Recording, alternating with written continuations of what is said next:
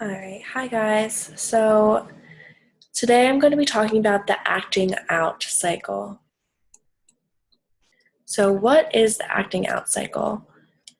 It is a theoretical illustration that was proposed and a theory that was proposed by Geoffrey Colvin and Hill Walker, and they're from the University of Oregon.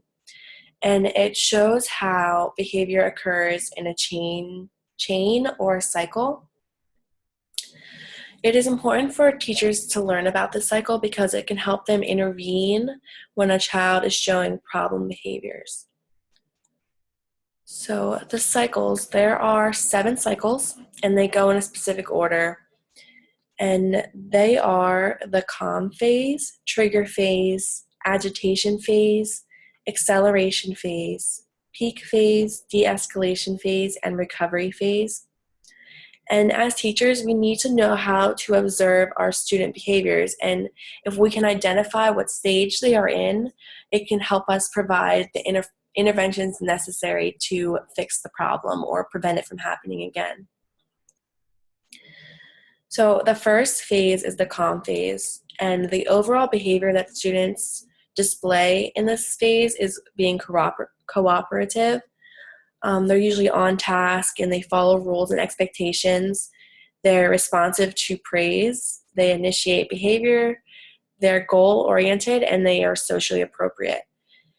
This phase is the best time to prevent problem behaviors. And this can be done in several different ways, but the 3 most important ones are to create a sound classroom structure. So you want to create a safe and caring environment for your students.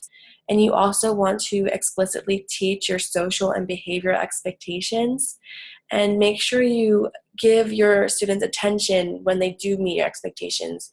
You want to acknowledge that in this phase. And that hopefully will prevent the cycle from going on to the next phase, which is the trigger phase.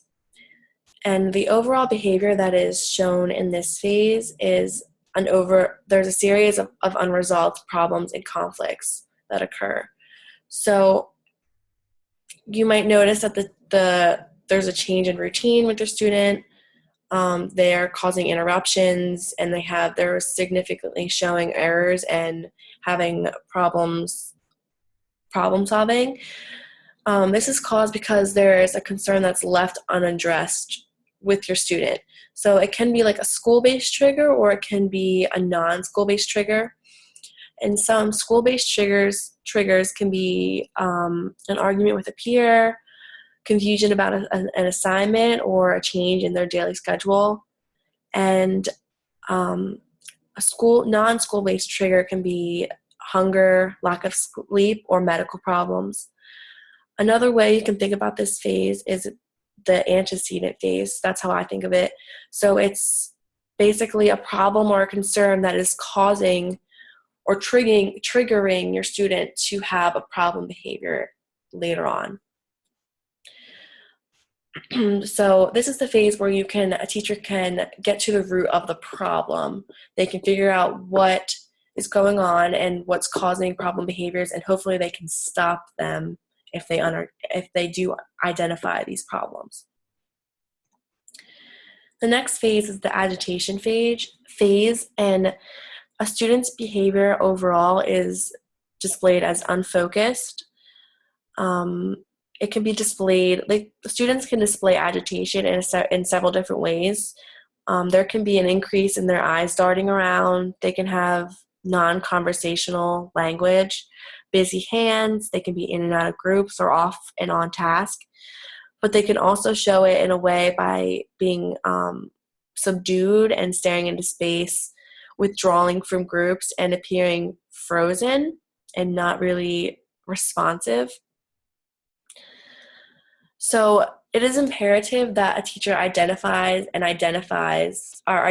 interrupts during or before this phase, or else the student's behavior will likely increase to the more severe forms in the rest of the cycle.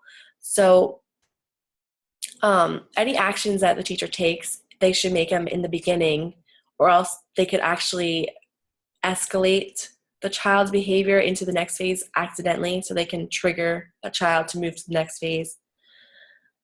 Some ways that a teacher can solve the problem behavior here or manage it is they can make accommodations to enable the student to settle down. So they can give the student space if they need it, or extra time to finish an assignment.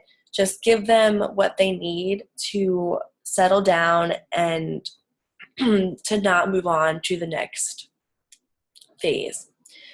And if that doesn't work, they'll move on to the acceleration phase. And this is when the student starts engaging in behaviors such as questioning or arguing with the teacher. They'll be non-compliant or defiant. They'll be off task, provoking other students. Sometimes they'll give threats and intimidations and also give verbal abuse. So this is when, unfortunately, teachers usually start to notice that a problem is even occurring, even though it is a phase that is in the middle of a cycle. So really, what's really important about learning about the acting out cycle is that you can solve the problem before it gets to this point. If you can identify the signs that a student is in the trigger phase or that they're in the agitation phase, you can stop the behavior before it gets severe enough that it moves on to the other phases and an even bigger problem occurs. So the next phase is called the peak phase, and this is when the student is basically at a loss and they're out of control. So they're causing physical abuse, assault, self-abuse, severe tantrums, and violence. So you don't want to try and prevent the problem now as a teacher, because that's not possible, but you want to have seeking safety for both you, the other students, and the student acting out as your main priority. This is when the teacher, you should become familiar with what your school's plan is for dealing with certain situations in this phase. So how to deal with a student that is being physically abusive. You want to know what to do, who to contact, and what your school's plan is for that, because they should have one. So yeah, you want to try and get your other students safe, and you want to isolate the student that's causing the problem. Contact their parents. If it's so severe, you might want to contact the police or the principal or whatever it says in your school plan to do is what you should follow. If it says to restrain the student, then you might want to do that. If they're trying to hurt themselves, then that might be what you want to do. It just depends on what your school's plan is. And then the next stage is the de-escalation phase. So this is when the problem behavior is over with, and the student's usually confused, and they start to withdraw or in denial, and they might blame others, or they might try and seek reconciliation. You don't want to start dishing out consequences at this point. You just want to focus on getting your students back on track. You want to get your classroom back to normal. You want to remove the attention from the student at hand. So you might want to get your students to do independent work while you go over to that student and try and talk to them. They're pretty receptive of directions at this point. So again, you don't want to give consequences. Just tell them what to do. Ask them nicely to go sit by your desk and wait for them while you get the rest of the class in order. The last one is the recovery phase. So usually the student's eager for busy work and they have a reluctance to discuss what happened. They might seem subdued and defensive, and of course they want to avoid debriefing. And this might be because they expect consequences or to be yelled at. But debriefing is essential during this phase, and you have to talk about the student, what happened, because in order for the problem to be fixed and not to happen again, you need to talk to that student. So again, don't immediately deal out consequences, but talk with them one-on-one and maybe communicate with each other and try to figure out maybe what you can do better as a teacher and what they can do to make sure that this doesn't happen again, and you can build a better relationship with that student and help manage the acting out behavior. Okay, so there's several different strategies that you can use to manage acting out behavior, but 3 of the most important ones is that you want to try and manage these behaviors early on during the phases because it will prevent more serious behaviors from occurring.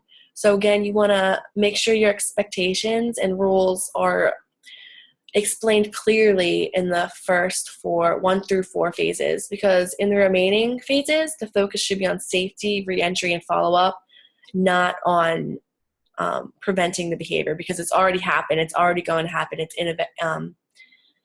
It's just going to happen now. So there's nothing you can really do other than focus on your other students' safety and that student's safety and your safety, and figuring out what to do after the problem behavior occurs.